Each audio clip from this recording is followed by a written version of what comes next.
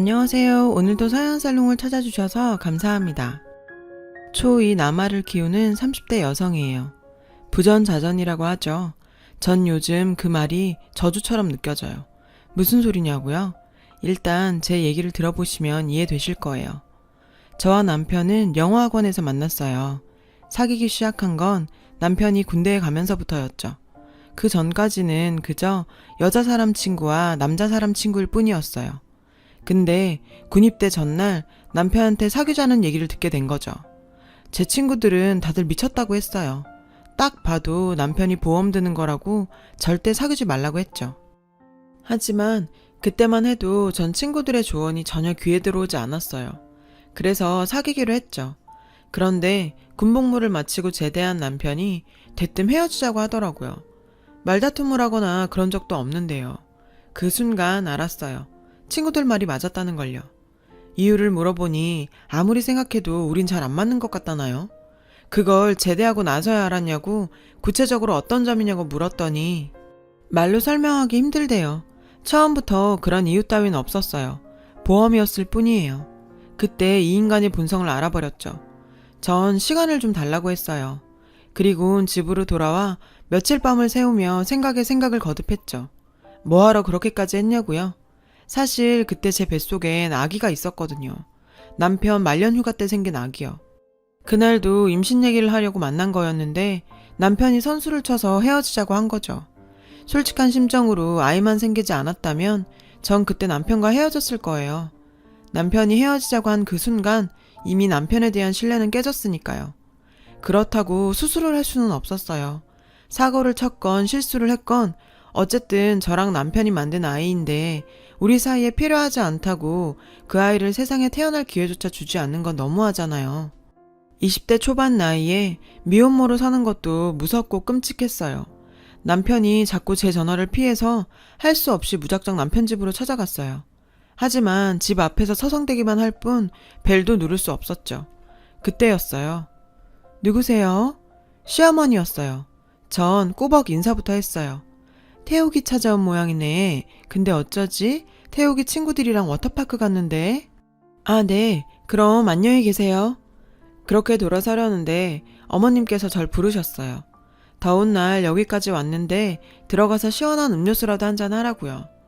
어머님 손에 이끌려 집으로 들어갔어요. 차는 뭘로 줄까요?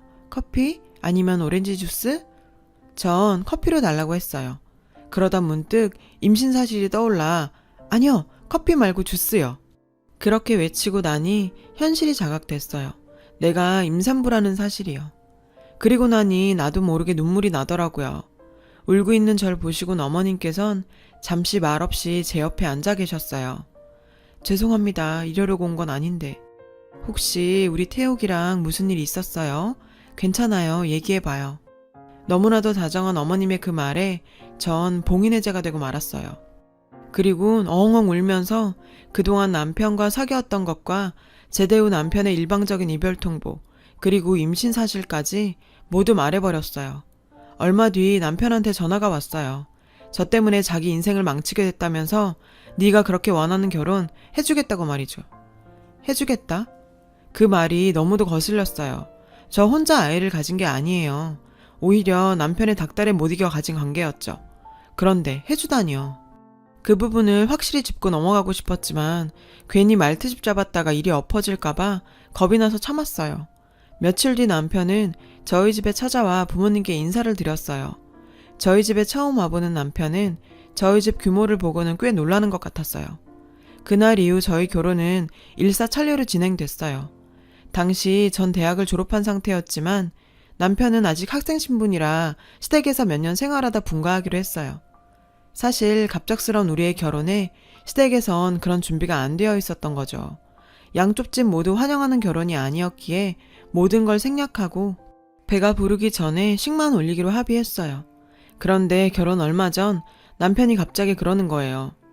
아빠가 예단비는 왜 안 보내냐는데? 다 생략하자고 했잖아.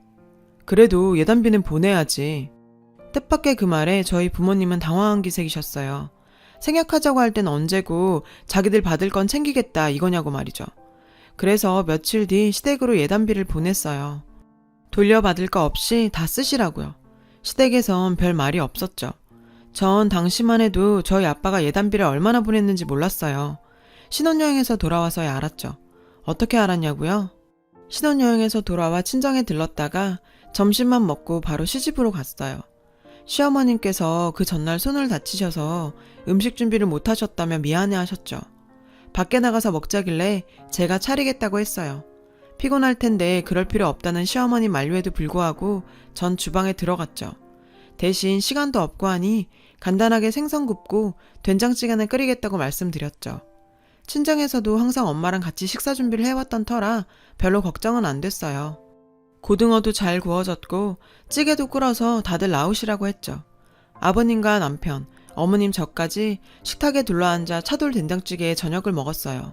어머님께선 신혼여행은 어땠는지, 친정 부모님께서 막내딸 시집 보내시고 적적해하지 않으시냐 등등 이런저런 것들을 물으셨어요. 그런데 지금까지 아무 말씀 없으시던 시아버지께서 숟가락을 식탁에 탁 내려놓으시더니 에잇, 생각할수록 화딱지나서 얘 아가, 너 말이다. 우리 집이 그렇게 우습게 보이냐? 아버님께선 다짜고짜 제게 물으셨어요. 네? 아버님 그게 무슨 말씀이세요? 그러지 않고서야 어떻게 네 친정 부모님은 그러실 수가 있냐? 내가 아무리 잊으려고 해도 괘씸해서 잊을 수가 없어. 예단비 말이다. 내가 어느 정도만 돼도 이렇게 화는 안 낸다. 듣자 하니 내 친정이 꽤 산다던데 혹시 너 집 밖에서 나온 자식이냐? 아니 아버님 무슨 그런 말씀을. 아니 그렇지 않고서야 어떻게 예단비를 꼴랑 300만 원 보낼 수가 있어. 내 살다 이런 수모를 당하고 널 며느리라고 드려야겠냐. 숟가락으로 식탁을 탁탁 치시던 시아버님은 흥분하신 나머지 숟가락을 제 쪽으로 던지셨어요. 그리곤 그 숟가락은 제 이마에 딱. 아야! 저도 모르게 소리가 나왔고 그 자리에 앉아있던 모든 사람이 놀랐죠. 아버님도 움찔하시는 걸 보니 좀 놀라는 눈치셨지만 하지만 별다른 말씀이나 사과 없이 그대로 방으로 들어가 버리셨어요. 그때까지만 해도 제 나이가 어려 예단비를 얼마나 해야 하는지도 몰랐어요. 다만 아버님 행동으로 보아 우리 부모님이 좀 적게 보냈다는 것만 어렴풋이 알았던 거죠. 암튼 그 예단비 때문에 전 지금까지도 시아버지한테 미움받고 살아요. 툭 하면 사진첩에서 옛사진 꺼내보는 것처럼 예단비 얘기를 꺼내시죠. 질리지도 않고 말이에요. 저희 결혼 생활은 이렇게 시작됐어요. 예단비 때문에 며느리가 마음에 안 드시는 시아버지와 애정 없는 상태에서 애 때문에 살게 된 남편. 이 두 사람은 제 인생의 지난 8년을 망가뜨린 주범들이에요. 다 끝난 사이에서 아이 때문에 결혼한 남편과 전 서로 간에 좋은 감정이 남아있을 리가 없었죠. 우린 어른들이 하는 아이 때문에 산다는 말을 실감하며 살았어요. 남편은 졸업 후 금융 관련 회사에 취직을 했어요. 아버님 입김도 있었지만 워낙 처세에도 능해서 동기들보다 승진도 빨랐죠. 덕분에 40평대 아파트를 사서 분가를 할 수 있었어요. 누가 봐도 능력 있는 남편이었죠. 하지만 남편의 능력은 일적인 것 외에도 있었어요. 바로 여자 관계였죠. 남편은 신혼 초부터 바람을 피웠어요. 제가 아이를 낳고 산후조리를 할 때도 남편에겐 여자가 있었어요. 처음엔 그래도 일말의 양심은 있었는지 감추는 척이라도 했어요. 그런데 지금은 그런 노력도 안 해요. 일부러 보란듯이 여자들과 1박 2일로 스키장도 가고 골프 여행을 다녀요. 전 그런 남편 때문에 스트레스성 폭식증에 걸려서 지난 몇 년간 걷잡을 수 없이 살이 쪘어요. 몸이 그렇게 되다 보니 남편은 더 저를 멀리했고 전 우울증과 대인기피까지 겹쳐 약 없이는 생활이 힘들 정도가 됐죠.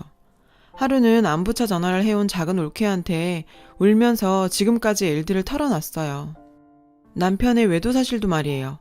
그랬더니 아가씨 그러지 말고 한 여기서 1년만 와서 살다가요. 아가씨 계속 그러다간 큰일 나. 예술이 생각을 해야지. 애 데리고 어학연수 간다 말하고 1년만 보내달라고 말해봐요. 알았죠? 집은 오빠한테 말해서 구해줄 테니까. 전 큰 기대 없이 지푸라기라도 잡는 심정으로 남편한테 얘기했어요. 그랬더니 남편이 흔쾌히 가라는 거예요. 시부모님께는 자기가 얘기를 해주겠다면서요. 남편의 그런 모습에 고마웠어요. 시아버님께선 반대를 하셨지만 남편이 처형이 집도해준다 그랬다며 돈 안 들이고 애 어학연수 시킬 기회인데 왜 마다하냐고 아버님을 설득했어요.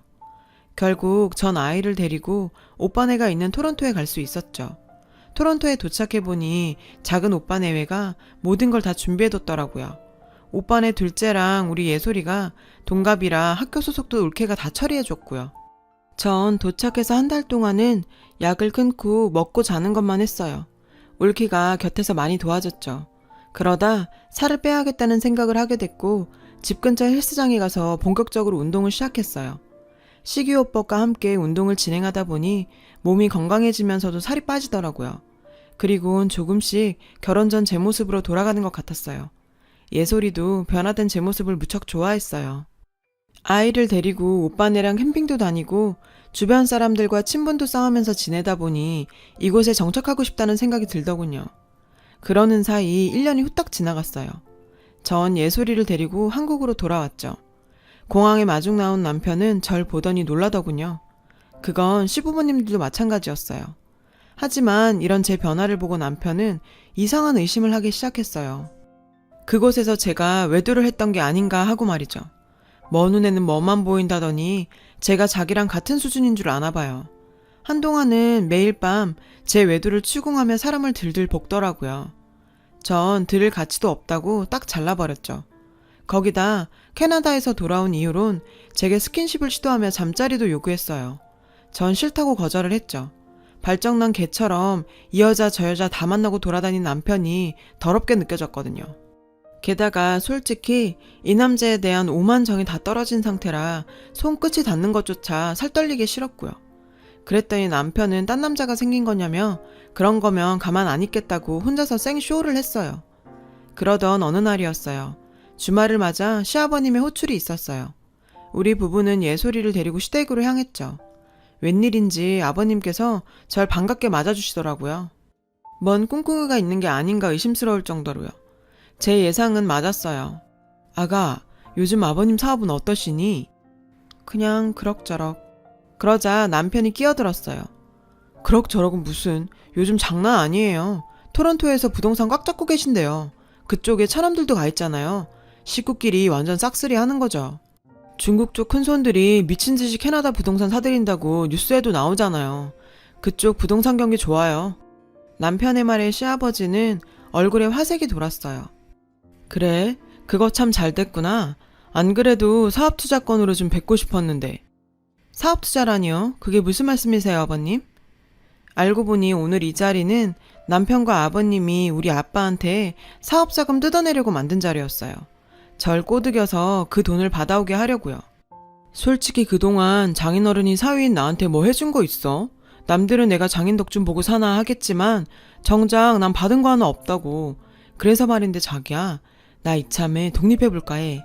사업계획도 확실하고 사무실도 이미 알아봤어. 그러니까 자기가 장인어른한테 가서 얘기 좀 잘해줘. 그래 애미야, 솔직히 너 시집 올 때 뭐 해온 거 있었냐? 예단비랑은 딸랑 300 해온 게 단데 지금이라도 내가 시집을 위해 뭐 하나라도 해야 예솔이한테 면도 서고 그럴 거 아니냐. 그러니 서운타 말고 내 남편 사업 잘 되게 친정 부모님 좀 뵙고 오거라. 아, 이 두 남자는 정말 양심도 자존심도 없는 인간들이에요. 더는 정말 못 참겠더라고요. 그래서 전 이 부자의 썩어빠진 정신 상태를 확 뜯어 고쳐줘야겠다 생각했죠. 아버님, 아직도 그 예단비 생각에 잠 못 이루시나 봐요. 8년째 툭하면 예단비 타령하시는데 그럼 저 시집 올 때 뭐 해주셨어요? 반지요? 목걸이요? 아님 머리핀이라도 하나 해주셨어요? 아니, 그거야 당시에 전부 생략하기로. 네, 다 생략하기로 하셨죠. 그럼에도 불구하고 예단비 300 챙겨 드셨잖아요. 그랬으면 아버님도 금반지 하나라도 뱉어내셨어야죠.